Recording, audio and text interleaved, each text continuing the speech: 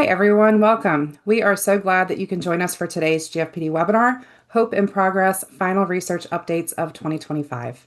I am Katie Sacra, Director of Family and Community Engagement here at the GFPD, and I will be moderating today's webinar along with Executive Director Ryan Maple. We are grateful to be hearing directly from two of the GFPD's medical and scientific advisors and world-renowned experts in peroxisomal disorders, Drs. Nancy Braverman and Hans Waterham. Both will be presenting today, and we will take some time after each presentation to answer your questions. We encourage you to submit questions at any time throughout the webinar. You can use the Q&A button, or you can also use the chat box. Our first presentation is titled Preclinical Drug Discovery for Zellweger Spectrum Disorders.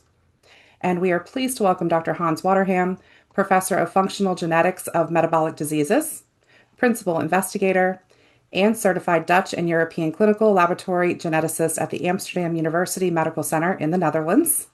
Dr. Waterham will be sharing some updates today about the search for and testing of repurposed drugs designed to improve peroxisomal defects and lessen their consequences in ZSD cells.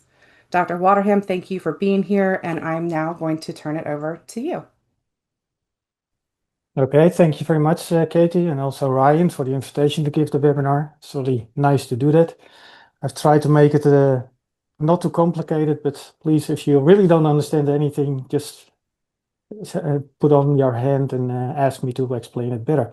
But maybe I should start with briefly introduce myself. Katie already mentioned that I am working in the Laboratory of Genetic Metabolic Diseases of the Amsterdam University Medical Center, which I actually joined in 1997 after being graduated in medical biology, conducting a 4 years PhD on peroxisomal protein importing yeast, and completing a 3 years postdoc period in Portland, Oregon, where I gained more experience in genetics. So our laboratory, Genetic Metabolic Diseases, was established in 1985 by my former mentor and colleague Ronald Wanders, who you may know, with the aim to develop diagnostic tools for and conduct research on inherited metabolic diseases in general, but from the start with a specific focus on peroxisomal disorders. So throughout the decades, our laboratory has become the main expertise center for peroxisomal disorders. Amongst others, our laboratory has developed many validated diagnostic assays. Please, next slide, Katie. So we have developed many validated diagnostic assays for peroxisomal functions and disorders, which we also gratefully use for our research and which are summarized here. And these include assays to measure metabolites like the very long chain fatty acids and the bile acids that you all know, assays to measure metabolic functions, assays to measure or to determine the presence of peroxisomes and the morphology of peroxisomes in cells, assays to measure peroxisomal protein import, and finally, we set up DNA testing for peroxisomal disorders, including testing of all the PEX genes. Next slide, please. So in this webinar, I'd like to briefly update you on two of the research approaches we are currently undertaking with my team, and which both are aimed to find potential treatment options for Zellweger spectrum disorders. The first study aims to find treatments that can improve residual peroxisomal functions in cells from patients with a milder ZSD presentation. And the second study concerns treatments that reduce, or finding treatments that reduce very long chain fatty acid induced toxicity or cellular toxicity associated with moderate to severe ZSD phenotypes. And I will discuss that later in my talk. I wish to emphasize here at this point that all these studies concern preclinical studies, which means that they are performed in a lab, in a laboratory with cells, including patient cells, but they do not involve or include testing or use in humans or patients. But our focus in these studies is on identifying so-called repurposed drugs that may benefit patients with ZSD. And what are repurposed drugs? Well, these are already existing drugs or medicines that are approved and used for other diseases, other conditions, and thus in principle can be used in the clinic much faster than drugs that need to be developed from scratch. So the ultimate aims of our studies is to establish laboratory evidence that certain drugs can potentially be used for patients, and if so, to translate these laboratory findings into an actual therapy. Next slide, please. Yes. As just mentioned, the first study aims to find treatments that can improve residual peroxisomal functions in cells from patients with a milder ZSD presentation. And for these studies, we focus on the G843D mutation in the PEX1 gene. And this mutation is by far the most commonly observed mutation found in patients with a milder ZSD presentation. In addition, it's very interesting actually, it was already found many years ago that the effect of this mutation on peroxisomal function can be manipulated. For example, when we stain peroxisomes with a green dye, so that we can observe them under a microscope, and then culture patient cells at body temperature, 37 degrees Celsius, and I don't know how this translates in Fahrenheit. But if we do so, we can see that some cells show a punctated green pattern, so that's on the left of the screen, indicating functional peroxisomes, while other cells have a diffuse green pattern, indicating that peroxisomes do not properly function anymore in these cells. So this is a mosaic pattern, and very typical for for cells with this mutation. But when we now shift these same cells to 30 degrees Celsius, so colder temperature, we see that all the cells have the punctated green pattern and there are no cells anymore with the diffuse pattern. And they actually show a similar pattern as what we observe in healthy control cells.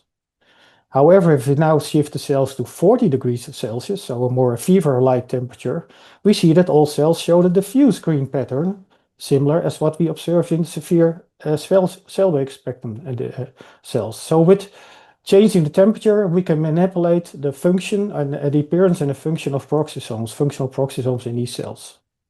But in addition to these temperatures, we also know that some chemical substances, such as glycerol or glycerin, can turn the non-functional peroxisomes into functional peroxisomes, as you can see on the right side of the slide, where you see a punctated green pattern again when the cells are cultured at 37 degrees, but then in the presence of this glycerol. So the question was, knowing this, can we find existing drugs, repurposed drugs, that also restore peroxisomal functions in these cells, similar as the lower temperature and the glycerol? Next slide, please. Well, to search for such drugs, we developed the following approach.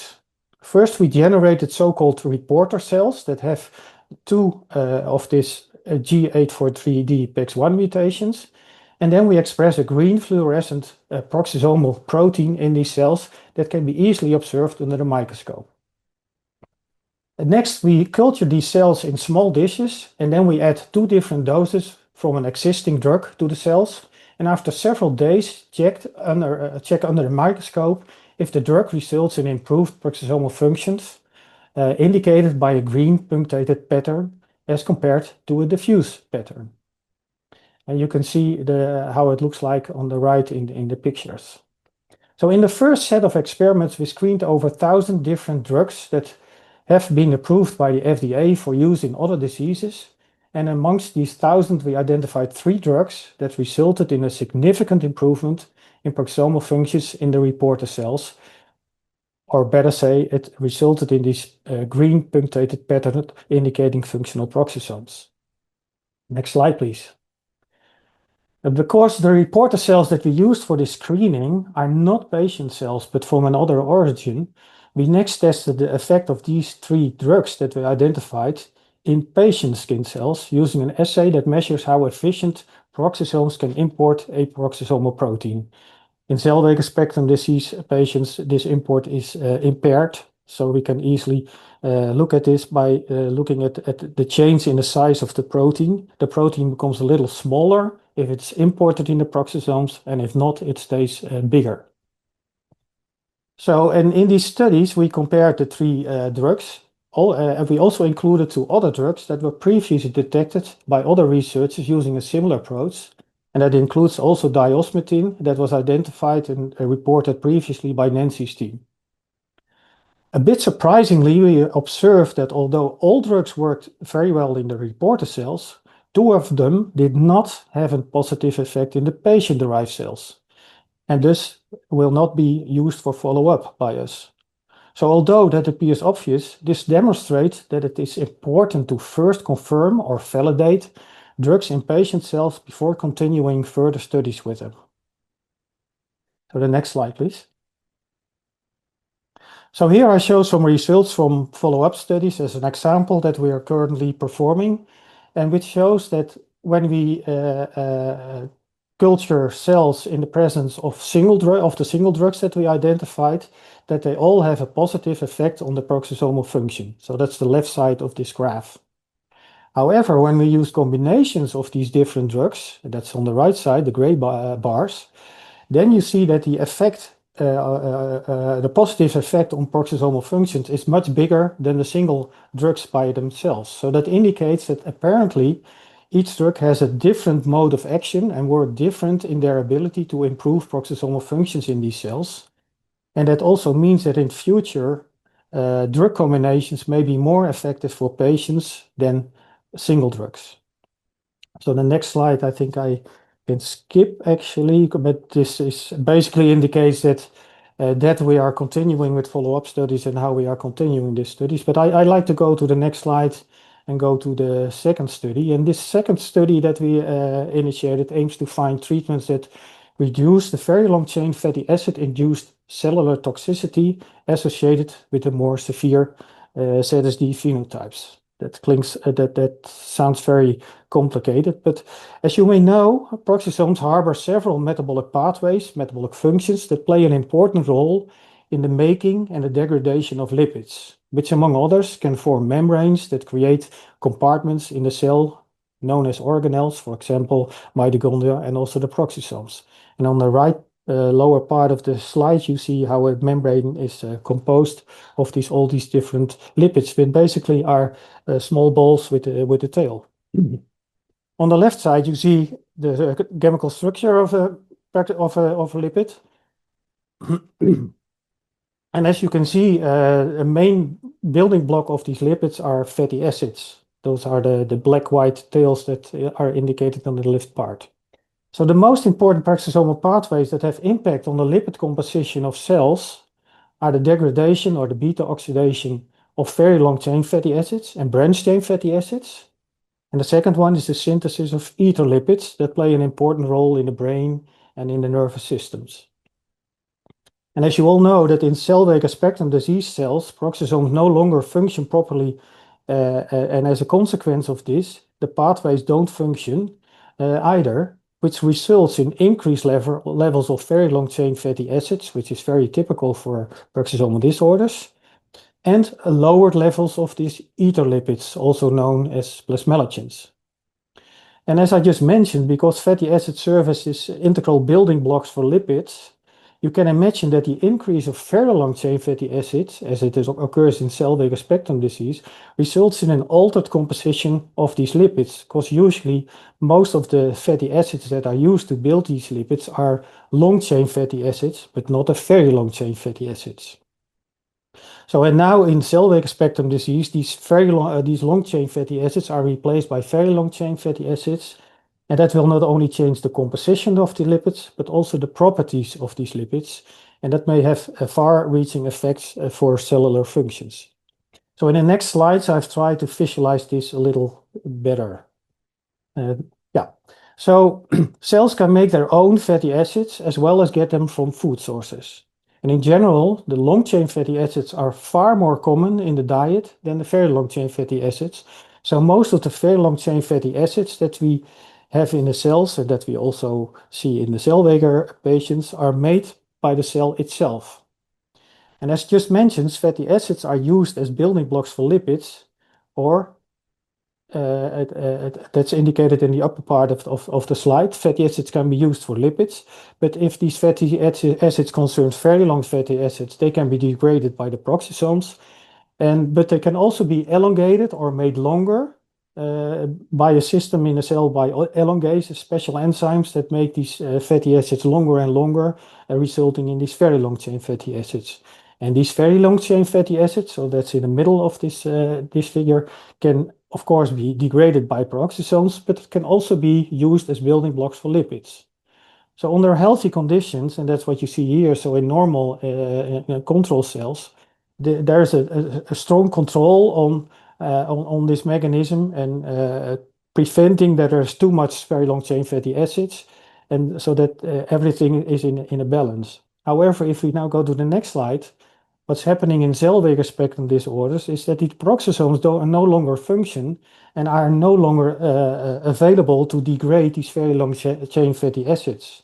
So what's happening now is that the fatty acids are still built into so the long chain fatty acids are still built into the lipids, but also the very long chain fatty acids that come in from the diet are built into the lipids, so the concentrations are very low. But all the other fatty acids are elongated via this elongase system at the ER, producing high concentrations of very long chain fatty acids that can no longer be degraded by the peroxisomes and eventually end up in increasing levels into these lipids. And next slide. And this results in lipids that have changed properties and have a large impact on different cellular processes, which in the patients can lead to clinical symptoms. And actually, in the Zellweger spectrum cells, in the cells in the laboratory, results in early cell death. So if we incubate cells on very long chain fatty acids, cells from Zellweger spectrum disease, they basically die in the laboratory. So the next slide shows you an example how this looks like in the lab. So on the left side we use patient cells, skin cells again, but in this case we use cells from Zellweger patient, which is a PEX1, and from an ALD, XALD patient, and we compare the two control cells. But we also introduce a very severe peroxisomal disorder, a very rare disorder, which is even more severe than the Zellweger spectrum disorders, which is CADDS cells. And as you can see here, these skin fibroblasts die if you, especially from the CADDS, die quickly if you culture them in the presence of very long chain fatty acids. But also the PEX1 in red and the ALD in blue also die faster on increasing concentration of very long chain fatty acids than the control cells in green. However, the difference there is not so much. But then if we create this the Zellweger spectrum disorder in other cell lines, so not in patient cells, but we create it by using CRISPR-Cas technology, and we introduce a complete deficiency of PEX1, then we see that these cells are extremely sensitive to these very long chain fatty acids. So that's the red line. They die immediately because the higher they are, the higher the line, the more survival there is on the cells. So actually we use the cells on the right side of this figure to screen for compounds that could prevent the cells from dying if we culture them in the presence of very long chain fatty acids. So that's the next screen, and that's on the next slide. Here we again screened this library with these 1,000 FDA-approved drugs, so the repurposed drugs, to look for drugs that prevent the cells from dying in the presence of very long chain fatty acids. And now we use a dye that turns brown if the cells are alive and viable, and turns yellow if the cells are dead. And you can easily see here on the left that there are several compounds that result in brown cells, so they protect the cells from dying in the presence of very long chain fatty acids. And on the right side of this slide, you see a lot of dots, and actually these dots are for all the different drugs that we identified that basically do the same thing as what we see on the left side of the slide, and it's protecting the cells from dying on very long chain fatty acids. And we were highly surprised that there were so many compounds found, because if you remember in the first study, we only found 3 compounds of the 1,000, and here we found some 60 different compounds that are protecting the cells against this toxicity. But when he took a closer look to these compounds, to these drugs, we saw that many of these compounds impacted the metabolism of cholesterol. And so that made us wonder whether there was a function of cholesterol in this toxicity that we observed with very long chain fatty acids. Well, indeed, several additional studies eventually showed that the best drugs appear to be drugs, and you can go to the next slide, Katie. The best drugs appear to be drugs that inhibit the activity of a certain enzyme called SOAT, which in healthy or in normal cells couples long-chain fatty acids to cholesterol, generating so-called cholesterol long-chain fatty acid esters. But in the Zellweger spectrum cells, which, as we know, have strongly increased very long chain fatty acid concentration, this enzyme couples very long chain fatty acid to cholesterol and to make cholesterol very long chain esters, fatty acid esters. And so apparently these esters are very toxic because if we if we inhibit the enzyme that makes these esters in the Zellweger spectrum cell lines, these cells no longer die in the laboratory. So apparently these esters are very toxic for the cells. And actually we know already from many years that Zellweger spectrum disease cells and also patients indeed have very increased cholesterol, very long chain fatty acid levels when compared to healthy controls. So it fits with the story. So in the next slide, I show a few follow-up experiments that we used the same inhibitors for this SOAT with different cell lines that also give rise to increased very long chain fatty acids. So in addition to Zellweger spectrum, we have XALD, we have ACOX-1 deficiency, DBP, dibifunctional protein deficiency, and again this very severe CAADS, DDS cell line. And you see in red that if we uh, so this shows how many cells die if you incubate the cells with very long chain fatty acids in red. But if you then apply this inhibitor against this SOAT, you see that the cells are less are less sensitive to this very long chain fatty acids and survive better than without this inhibitor. So this shows that it basically the inhibition of SOAT can help with all these different disorders where these very long chain fatty acids increase. And on the right side, we basically show a similar thing, but then specific for the Zellweger patients, so the delta PEX1 patients that do not express any PEX1 protein. And also there you see that if you culture these cells with very long chain fatty acids without an inhibitor, that's in red, the cells die very quickly. But then if we add in two different inhibitors against this enzyme, so the blue and the green curves, we see that basically the cells are protected against this very long chain fatty acid induced cell death. So that brings me to the conclusion slide that actually we have used several repurposed drug screening approaches now, and they reveal promising, and I like to emphasize again, preclinical findings, which eventually may provide potential treatment options for Zellweger spectrum disorder patients.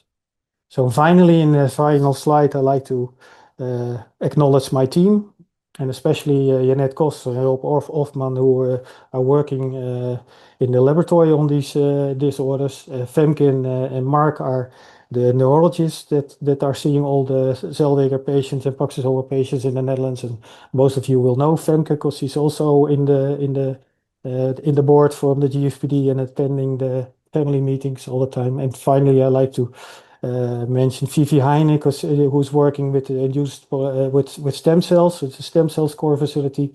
Because one of the approaches that we are undertaking now is also using the same drugs in stem cells and in stem cells that are converted into hepatocytes or into brain cells and neurological cells, and see whether in these specific cell types, so in the laboratory, they are actually doing the same thing as what we observed in these skin fibroblasts, skin cells.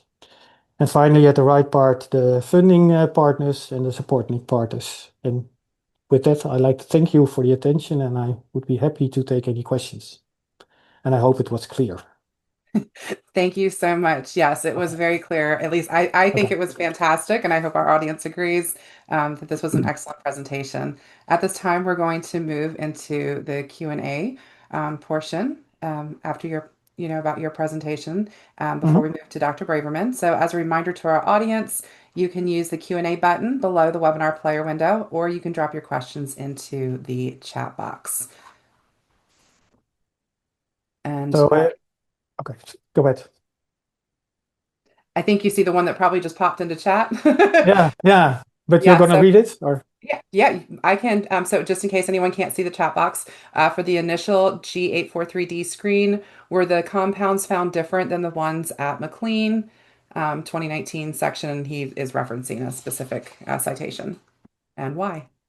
Yes, they are, and actually the McLean paper is the paper that also mentioned this diosmetine that I mentioned. So McLean is actually the Nancy's team that did the screening at the time. I think they screened a different library set of drugs than we did. We did not find the same compounds as they did, but these compounds that they found were also not in this library, so I'm not surprised. But that also indicates that it is worthwhile, and that's one of the things that we want to do, to test more sets of drugs than only one, these 1,000 drugs that we have tested so far, because it really, it's very well possible that you find additional drugs. Yeah. Thank you so much. Yeah. We have another question that I know actually has been asked with a lot of different research that's been done, and whenever we have updates, and that's, does this research also apply to patients with different gene mutations? If someone, in our audience has PEX26 gene, for example, they wanted to know how Well, that applies. yeah, yeah. Well, the first part, which is really focused on this milder specific PEX1 mutation, which is by far the most common one found in patients with a milder presentation. So that's very specific. Although in the past we have found compounds that rescue these cells, like I presented today, and the same compounds also seem to rescue mild mutations in for instance, PEX10 and PEX12 and PEX6 actually. But at this moment, we're focusing primarily on the PEX1 mutation for that study. But the second part of the presentation, which is on this very long chain fatty acid toxicity, of course, applies to all the peroxisomal disorders where very long chain fatty acids are accumulating. So that's for all the PEX genes. But that's not rescuing the peroxisomal functions in these cells, of course, but that is trying to prevent the symptoms that may occur due to very long chain fatty acid toxicity. But I must emphasize that at this moment we know that this is the case in the cells in the laboratory, that there is this toxicity, but we are not sure if this toxicity is also the main driver of the symptoms and the disease in the patients. Although I think if we bring down the very long, if we are able to prevent this toxicity also in the patients, that will definitely benefit the cells of the patients. So, Thank you for sharing with all of us. I know that's a common question when mhm. research is being shared about. Can you also, we have a question about talking about that toxicity. Can a diet limited in the very long chain fatty acids reduce that lipotoxicity? Hardly, I think, because it's generally accepted that most of the very long chain fatty acids are actually made in the cell and by the cell, and in particular in the peroxisomal disorders, because the peroxisomes are no longer capable of degrading them. They immediately go to this elongation system, which makes them longer.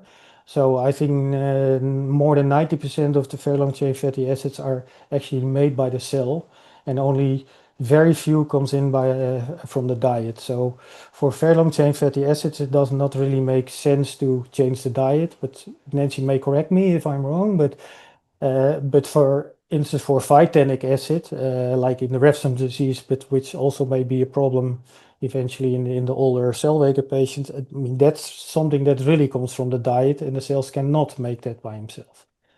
So I hope that it's clear. Thank you. I just want to make sure Dr. Braverman did want to chime in on that. We have a question about, families are very active and they have a question about the fellow work that was being done at NIH. Could you speak to how does this drug screening effort compare to the NIH fellow work from a couple of years back? I think it's a similar principle, and I think, but Nancy probably knows better. But so this was supervised by Joe, I think Joe Asia, but it was basically a similar approach, also looking at the appearance of peroxisomes. We have tried to initially find other assays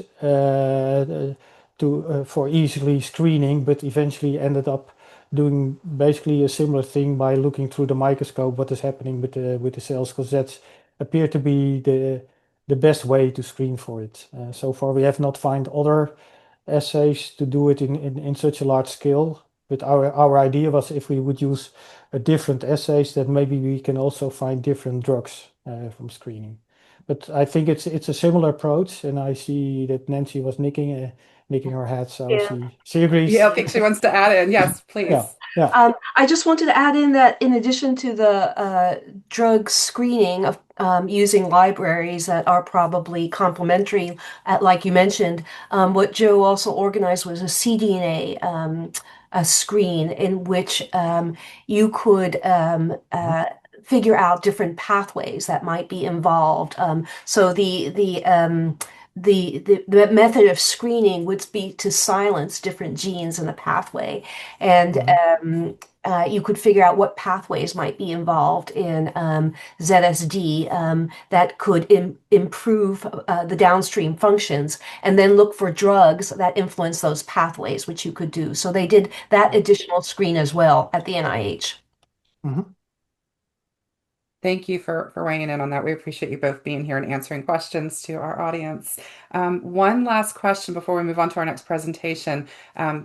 Dr. Waterham, you know that everyone's talking about AI and artificial intelligence is the future. Could you share with us about, do you think that, can AI play a role in identifying potential drug combinations?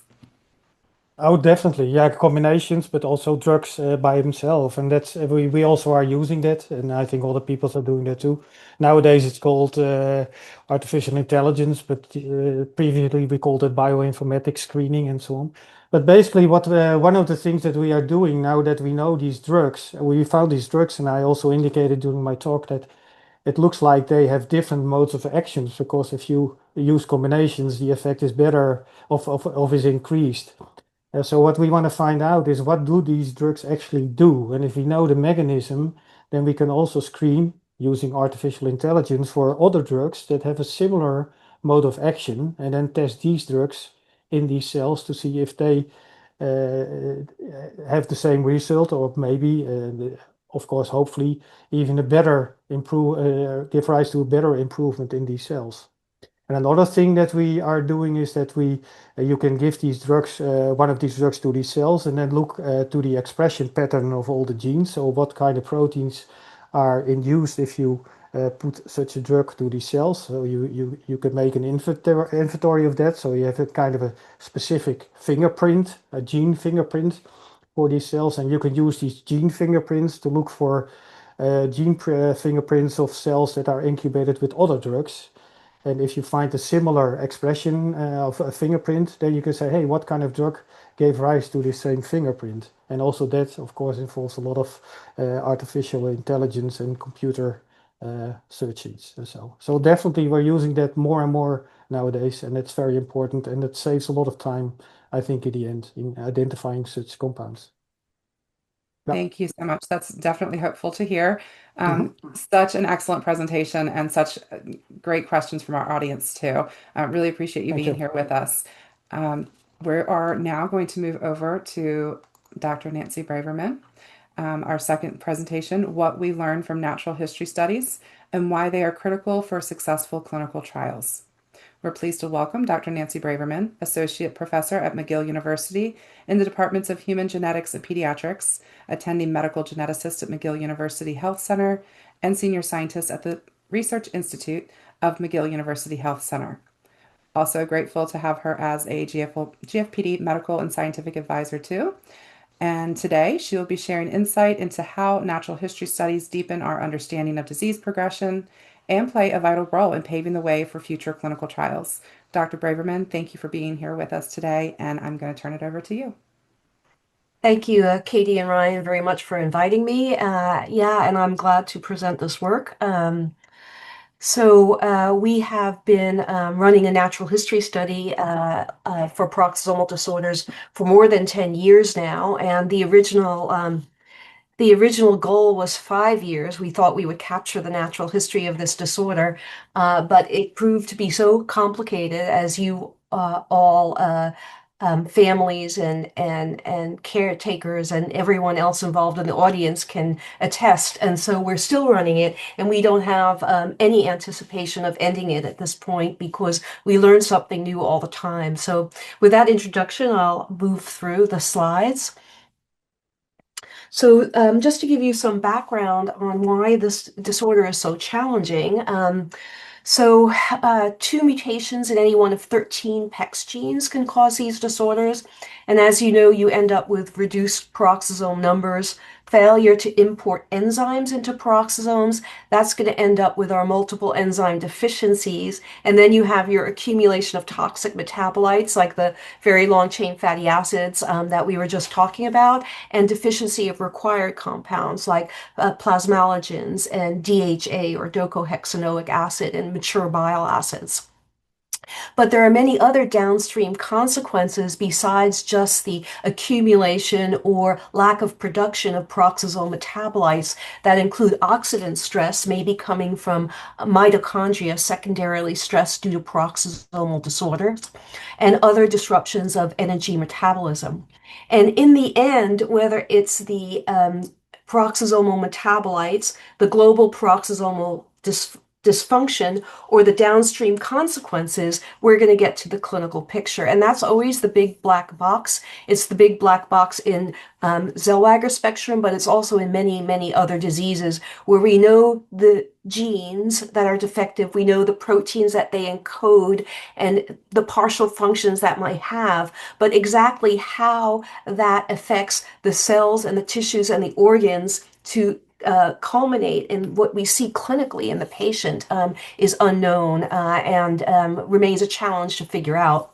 And so what we're seeing in Zellweger spectrum, of course, is retinal degeneration, sensory neural hearing loss, lack of enamel on the secondary teeth, a whole slew of different types of neurocognitive abnormalities, dysfunction of the liver, and white matter abnormalities in the brain.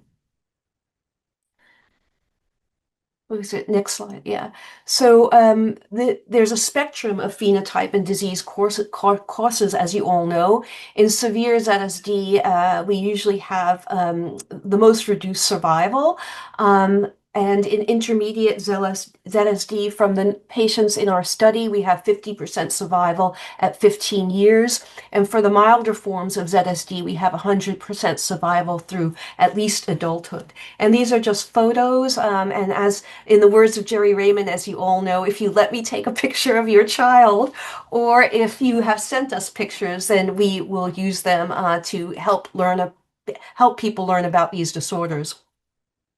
So, so the severe form of Zellweger spectrum is really a congenital malformation syndrome where the brain is not formed properly, and that we think is responsible for the low survival. And for the intermediate and milder phenotypes, we think of them as more of a progressive disorder over time due to ongoing peroxisomal dysfunction with a relatively normal infant at birth. It's the intermediate and the milder forms of the disease that we feel like if we can intervene early and stop the progression, we can really make a big change to the disease. And I think in the severe forms, we equally could help the quality of life of that individual, but the best result would be to intervene prenatally. So next slide. So this is a slide I like. It's very busy, but Femke Kluwer put it together to try to stress what are the differences in the severe neonatal presentation versus the milder presentations into childhood, adolescent, and adult. Of course, now that we have newborn screening, we're going to pick up everybody, and we're going to have to decide based on the clinical picture and laboratory values and exam of the child, perhaps what category they might fit into, whereas when we picked them up symptomatically, it was easier because they already exhibited symptoms. But it just goes, I won't go over this all, but these are all of the different types of findings that we can see, and it's variable. And I've seen many of these individuals now, and I feel like I have an understanding of which category of severity they could fit into. to, but I actually don't have anything really objective to give to other physicians so that they can classify children as well. So we really need an objective way to classify children into categories of severity. And the type of mutation can, to some degree, influence severity, because the more residual peroxisome function you have, the milder the disease. But we also have I have here written in red, we have natural history varies between persons even with the same genotypes, and therefore there are modifiers likely to play a role. So some other gene contribution or some other environmental contribution or some combination of many other genes and environmental factors that reach a threshold, and then you develop this particular phenotype. And from the data that we have in the natural history study so far, and the differences between patients with the same genotypes, we believe that the severity of liver disease is influenced by modifiers, and that the leukodystrophy, when children develop a leukodystrophy that looks like X-linked adrenoleukodystrophy, which means inflammatory, demyelinating, aggressive, progressive, it's usually due to modifiers as well on that genotype. Okay, Katie? So the challenges you can imagine for treatment, when we come up with ideas for treatment, is that it's a heterogeneous group of disorders. There's multi-system involvement. There's a large clinical spectrum of disease severity.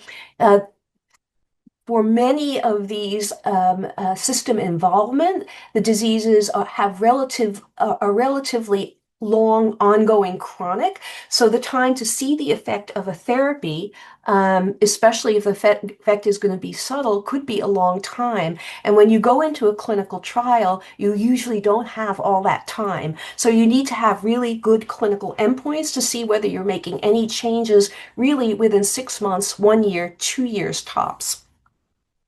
So there's a real need when you come up with a therapy to decide who is the best patient to treat, when are you going to treat them, and what are you going to use as a clinical endpoint to judge the efficacy of that therapy in a 6-month, 1 month, or longest possible 2-year time. So move on. So there are many types of natural history studies, and so I just have presented this as a Venn diagram with the family organizations like the Global Foundation for Peroxisome Disorders in the middle, because you guys are really the consumers of all of this information and of these therapies, and you want to make sure that what's being done is in line with what patients want. And there have been stories where investigators in the lab have worked on a therapy that really wasn't what the families wanted in the long run, or wouldn't have been the first priority. So it's really important for the family organization to be right in the middle of all these natural history studies and make sure that we're getting the information that we need, and etc. And so one registry is one that's recently been set up by the GFPD, and that's through the National Organization of Rare Diseases. And they are collecting a set of data from all families. There is another type of natural history study or that can bring natural history information, and these are parent and patient reported surveys, and these could be done through registries, and for example, Musimi Bose has completed several parent reported surveys on quality of life in Zellweger spectrum, in quality of the caretaker's life, as well as in RCDP, which is another peroxisomal disorder. And in our study, which is down here in green, the McGill Natural History Study, and we also have a biobank, we have a longitudinal collection of medical data where we really want to collect all the medical information on as many patients as we can with ZSD and related single enzyme defects. And we put them into categories, into a custom database that we're moving over to REDCap so that other people can view it, so that this valuable information can be used by other people. We do it by system, like neurology and liver diseases and growth and development and all the other systems. We sort of put in by systems, medication, surgical history, that type of information. And we also do virtual meetings in this study where when families sign up, we'll meet with the family and with the child, and this will give us a better idea of how that child is doing, and a small examination, even if it's virtually. And it's a nice moment to meet the family and see what they've been going through and what are the important issues in the care of their child. And it also forms a sort of portal where the family knows us, they've seen us and interacted with us, and then they feel comfortable, giving us updates on their child and asking us questions that we might be able to help answer. And then Amsterdam, as Hans had mentioned, with Mark Engelman and Femke Kluwer, they are running a prospective study, which means that you collect the data as the patients coming in, and as the patients come in and you see them, and you collect the same set of data over time, and it's collected by the same individuals. And that's a much more rigorous type of study. For example, in the retrospective study that we're doing, where we're collecting medical records, we may not get records from everybody, from every institution they visited in. And because they're all seen by different doctors, the different doctors may do different studies, for example, to work up the liver disease. So we won't have the same information on everyone, even if we have the information. And so when you do a prospective study, you design it so that the same information is collected on all of the individuals by the same set of individuals. So you have more rigorous data set there. And so at Amsterdam, they see, as a center of expertise in Amsterdam, they see all of the patients in the Netherlands. And as a center of expertise for Europe, they also get sent patients from Europe as well. And they have written and reported on these sort of ongoing longitudinal clinical studies that they run. We have also put together a prospective vision study on the basis that treatment for vision may well be one of the first treatments we see for Zellweger spectrum disorder, and that it would make a huge change in the quality of life of patients, and that this was originally supported by the GFPD to go after vision as a treatment goal. And so in our retrospective study, we found a lot of data. We published it, but we found that there were gaps in the data, and that there were still missing was what was the best way to measure vision and functional vision in these children. And again, as I mentioned before, who might we treat? At what point would be the best to treat? And so with those questions in mind, we designed a prospective vision study where we're going to evaluate 30 children between Montreal, Rochester, and Edmonton. So 3 sites examined by the same people and receiving the same studies. And we hope to be able to answer those questions so that when a vision treatment is available, we'll be able to, the clinical trial will be designed with accurate endpoints in mind. So if we could move on. Yeah. So just going back to our study, it's, as I mentioned, it's retrospective and it's longitudinal over time. We collect the medical records, we do the virtual visit, we enter the data into a custom database that we're now moving over to REDCap. And then we try to analyze the data. We can ask questions like, when do children first experience seizures? What kinds of medications are best used for seizures? These types of questions could be asked to these databases. And that's why it'll be really important to put it up in REDCap where other people can use it, so that we can share all of this data. But we're using it to try to understand disease progression and variation, and to also improve symptom management. And as I mentioned before, most importantly, to determine accurate endpoints for clinical trials. So patient recruitment is through the family organizations, physicians, and scientific colleagues. The trial is posted on clinicaltrials.gov. Social media as well. We have a Facebook page and self-referrals. We get around 25 patients per year. As I mentioned, it's about a 10-year study. Now we have about 250 patients enrolled. And this is a distribution of ages. The black is deceased and the gray is living. So as you might imagine, in a longitudinal study, most of them are living patients. And we have a somewhat equal ratio of males to females. We have most patients, as you can see, in the 2 to 20 age range, with less patients that are older and less patients that are younger. So these are participants by country. Remember, it's international. We try not to turn anybody away who asks about the study. So we don't language limit it, and we've gone out of our way and used various different means to speak to everybody and to interpret medical records. And so, as you can imagine, most patients are in the United States just because of its size. But we have the next most represented country is Canada, and then we have a lot of other countries. We have at least several patients, and this is from 2023, so this has increased as well. Go ahead, Katie.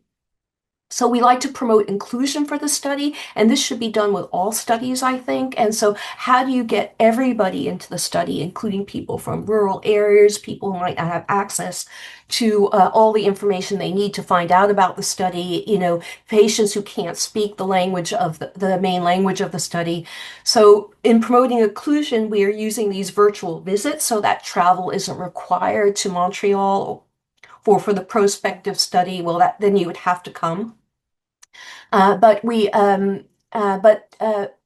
by not requiring travel, we could follow patients over time without bringing them to Montreal. And then we have we've always had a dedicated coordinator for the study who's really an open door for any time the family can reach out. And as I mentioned before, language is not a barrier, and we have several tools that we've used to try to overcome that.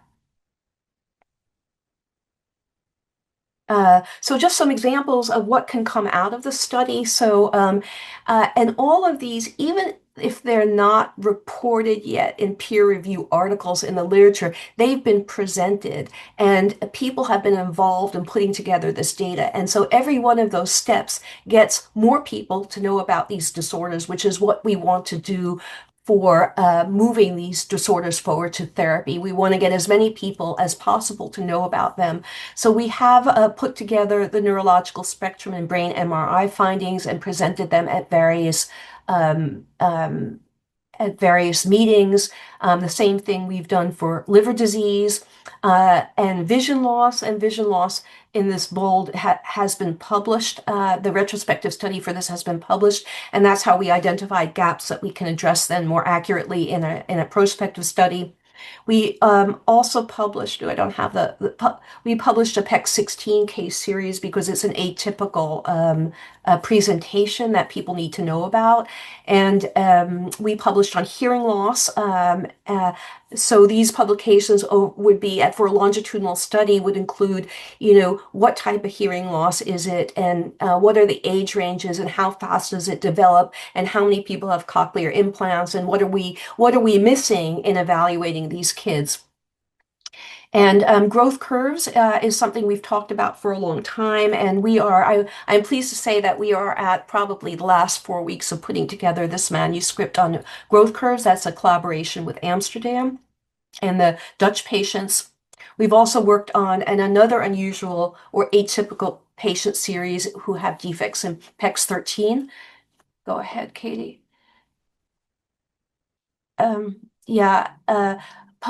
We recently published an article on PEX1 prevalence in the USA and other countries because biotech companies have come to us and said, if we want to develop, for example, a PEX1 retinal gene therapy, we need to know how many patients we could give it to, so we're going to know what our profit margin is, et cetera, what countries need, what drug companies need to know.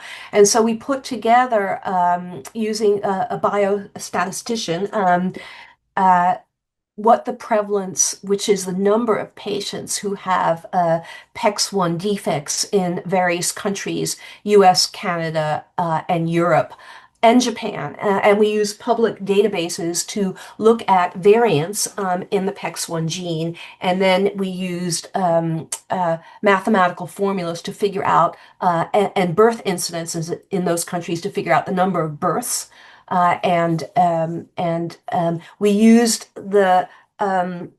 We used Kaplan-Meier survival curves that we were able to put together. This was reported recently in severity of patients with Zellweger syndrome by Musumi Bose. We were able to put together survival curves, and that's where I had mentioned that 50% of at least in our study and in literature reports, about 50% of intermediate children will survive by 15 years of age, and almost all milder patients survive. And that's how we got prevalence, because we knew what the survival was and we knew what the birth incidence. So this is published, this is all available. This will be hugely helpful in moving forward towards therapy.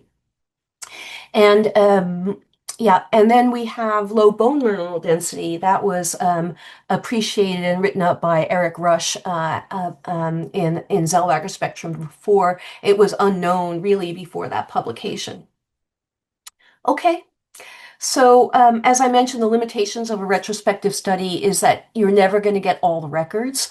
And yearly follow-up is difficult. The non-conformity of the data sets, because different people are doing them and they're not all, different physicians are ordering the tests and they're not all doing the same tests at the same time. And although the characterization of the natural history and the variation is improved, defining clinical endpoints for interventional trials still remains challenging from a retrospective study because you're missing data. So really your most accurate study, and I think I've convinced you by this time, it would be the prospective study. And we had hoped to move on to prospective studies through, the next slide, Katie. Through the Centers of Expertise in the United States called the RDCRN program. So we have reapplied to that program, and that would enable us to set up prospective studies across the United States.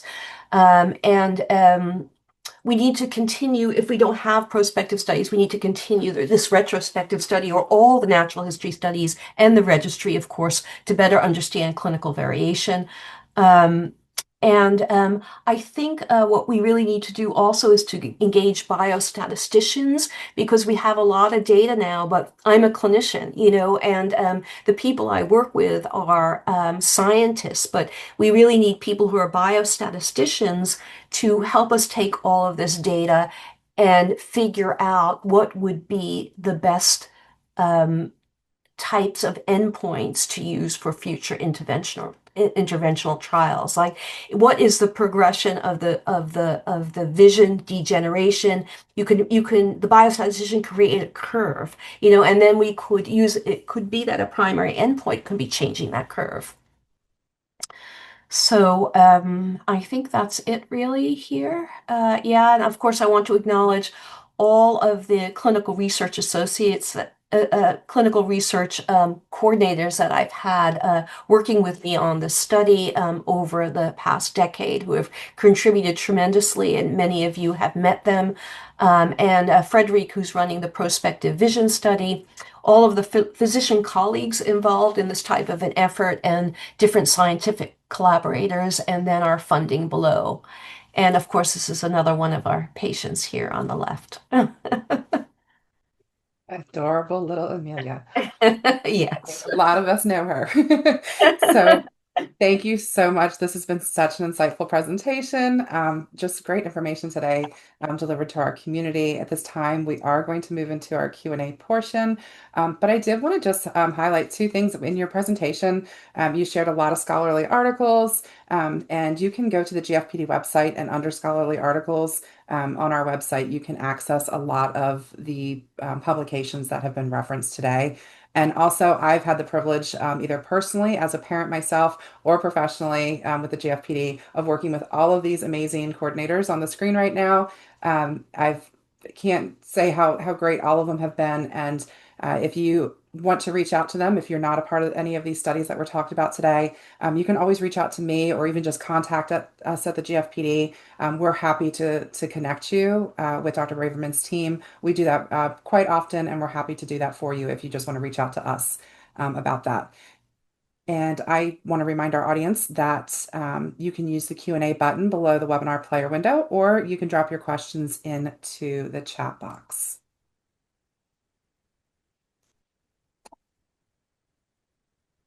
And actually, someone's asking if we can go back to the slide with the ages of those in the natural history study. And I'm happy to go back. I'm hoping I'm not going to make anybody dizzy. Um,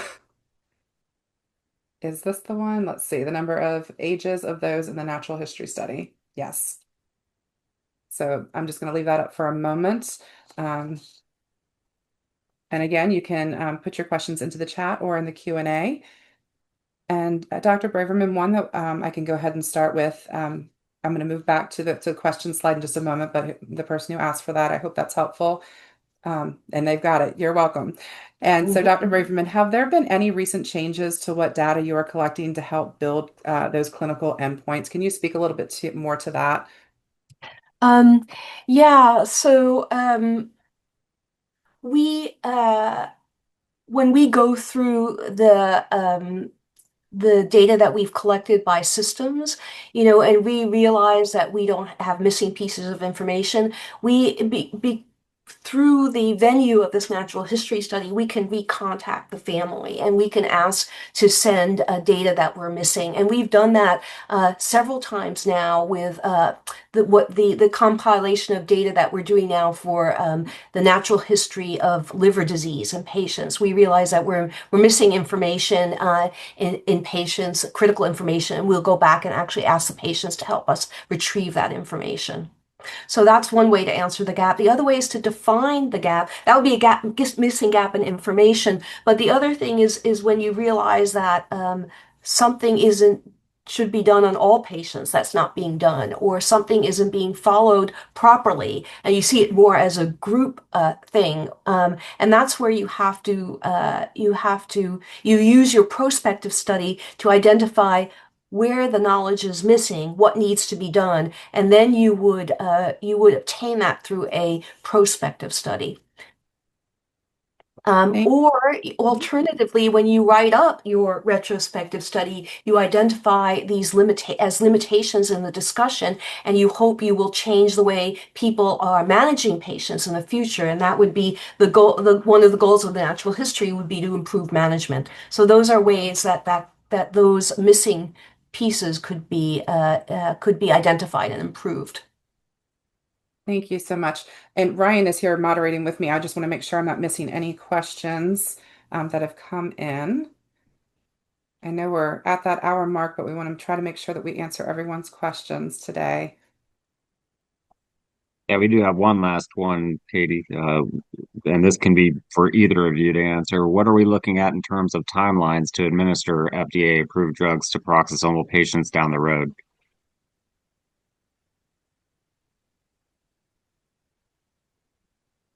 I think that very much depends on the drugs that you find, how safe it is already, and how common it is, how easily it is available. And how far it can be tested quickly in a lab. But yeah, Nancy is the clinician. She can maybe ask those questions or answer those questions easier. No, I mean, I think those are all the right answers, but also you need, let's say the drug is safe and there's enough preliminary evidence that it might have an effect. And you can get the drug and you can get it in good medical quality, and you have the money to design the trial and the study, and you have the site.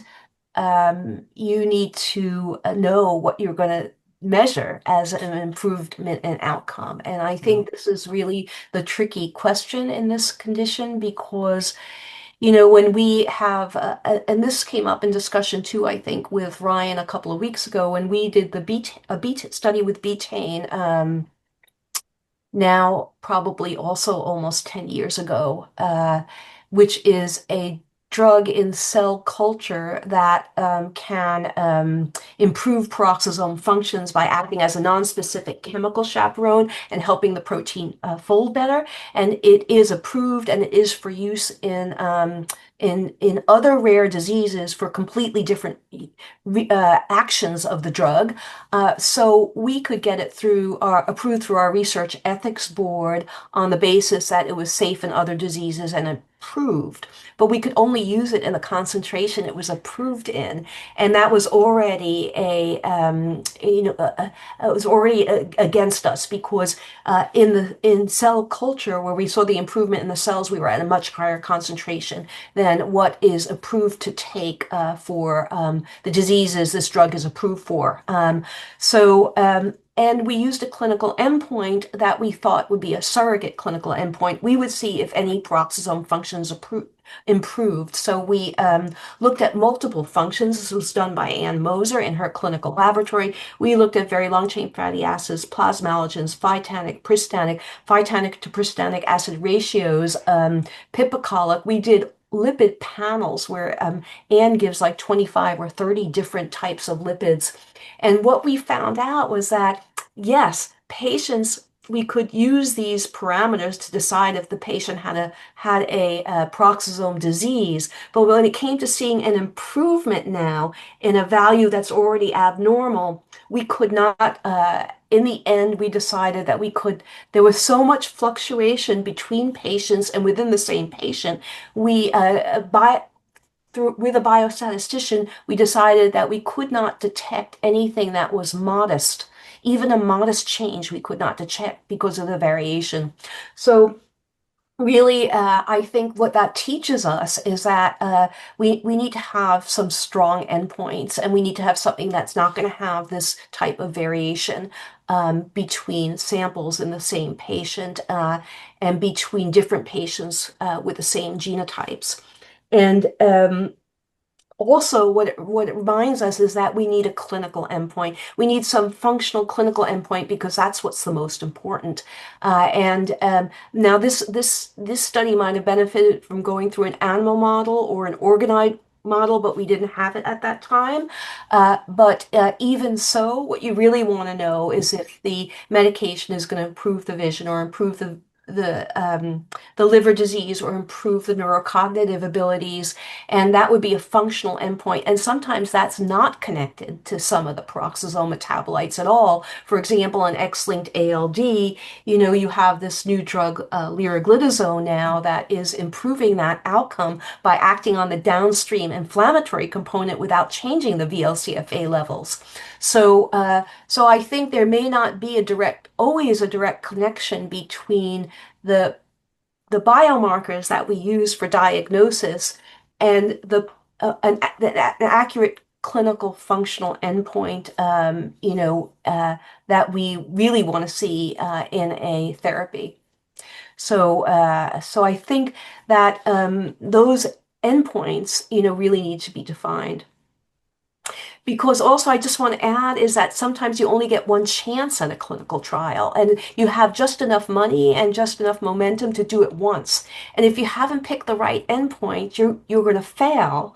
And it's very difficult to pick up and do the study again with a different endpoint. Most companies move on to something else. Thank you so much. That was informative, and so many great points were made. And you have a great memory because I think I just saw recently that this past month was exactly 10 years since my own son started the clinical trial for betaine. So it was 10 years.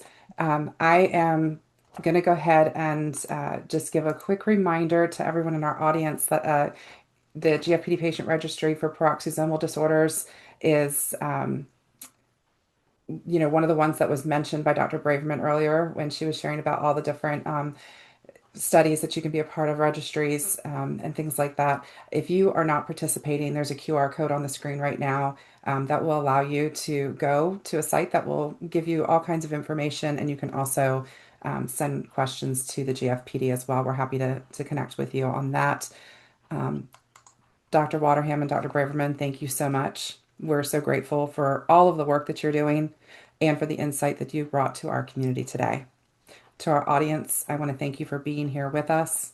To stay connected and hear about events like today, research opportunities, all of these great updates and more, be sure that you're receiving the GFP Top 3 newsletter and following us on social media. If you're not already subscribed, you can, again, here's another QR code on the screen. You can also reach out to us and we can get you added. But by scanning that QR code, you can sign up very easily right now and make sure that you are receiving these biweekly updates that we send out. A quick thank you to Miriam for supporting the GFPD webinar and helping making these important conversations, these research updates, learning opportunities available for our global community. And finally, please be on the lookout for a short post-webinar survey and take a moment to complete it. Your feedback is very important to us. Thank you again. We are just immensely grateful for everyone's participation and for both of you, Dr. Braverman, Dr. Waterham, for being here today. I hope everyone has a great rest of your day.